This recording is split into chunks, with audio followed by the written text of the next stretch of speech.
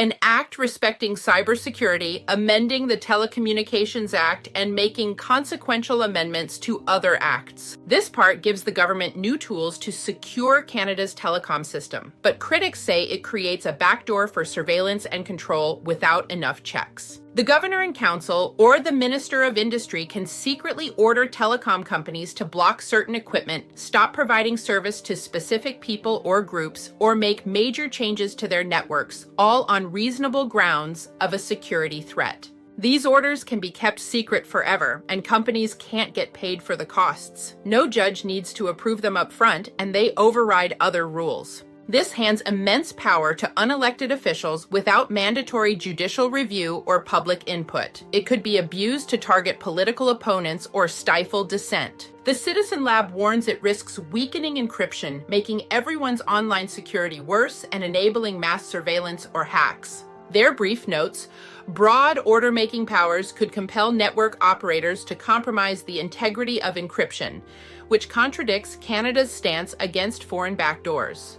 The government's charter statement says these are reasonable for national security, but critics argue it downplays free speech impacts as secrecy silences companies from speaking out about overreach. This is equivalent to a landlord changing your locks without notice or court order, scary for privacy and freedom. The minister can demand any info from telecom providers to verify compliance or prepare orders, no warrant from a judge required. This data can then be shared with spy agencies like CSIS or CSE, or even foreign governments under agreements. This bypasses charter protections against unreasonable searches, treating private data like it's not yours to protect. The Intelligence Commissioner testified it's a seizure of private information without justification, and the Citizen Lab calls it a glaring absentee for Canadians' rights. It creates a loophole for mass data grabs, eroding trust in democracy by letting government snoop without checks. The charter statement claims privacy expectations are low in regulatory contexts, but experts say that's BS for personal data like metadata.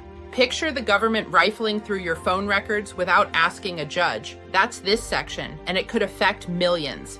Orders can ban companies from telling anyone about them with no time limit. Info is labeled confidential, and sharing it is restricted, even internationally. The minister must report to Parliament yearly, but details can be hidden. Unlimited secrecy violates open government principles, stifling public debate and free expression. The Citizen Lab says it impedes public discussion on matters of public interest. No automatic expiry or court review means abuses stay hidden, undermining accountability. The charter statement justifies it for security, but critics recommend time limits and court extensions to balance. It's like a gag order on your ISP. They can't even warn you if the government's messing with your service. Inspectors can enter businesses, seize docs or devices, and fine up to $10 million for violations. Penalties consider your ability to pay, but it's mostly compliance-focused. Broad entry powers risk overreach, and high penalties could bankrupt small providers or chill innovation.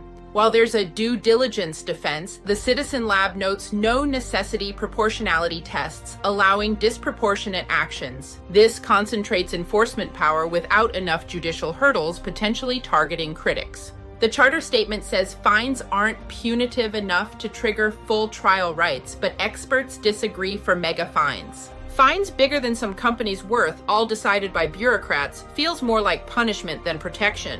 This enacts a new law for vital sectors, mirroring Part 1 but for broader infrastructure. Cabinet can secretly direct companies in banking, energy, etc. to change their cyber systems or report incidents to CSE within 72 hours. Operators must keep records in Canada and mitigate risks. Similar to Part 1, secret directions with no upfront oversight, risking abuse in national security name. Sharing with agencies creates surveillance pipelines. Regulators can inspect, audit, and slap fines up to $15 million. Criminal charges for obstruction. Multi-regulators set up fragments oversight with warrantless entries and data grabs. High penalties without full due process could suppress whistleblowers. Charter defends as administrative, but critics see it as penal in effect. Bill C-8 aims to fight cyber threats, but the anti-democratic red flags are the lack of judicial warrants, unlimited secrecy, data sharing loopholes, and powers that could weaken online freedoms. Citizen Lab recommends fixes like court approvals, encryption protections, and data limits to make it democratic. The government says it's balanced for security, but as a Canadian, this could freeze your online life under the guise of protection. If this sounds concerning to you or causes you to raise your eyebrow in a WTF moment, start getting noisy, contact your MP, message Mark Carney, and vocalize your dislike. Canada, we are at a moment in time that requires us to pay attention because our complacent and apathetic attitudes are allowing our leaders to feel entirely too comfortable bringing forward anti-democratic legislation.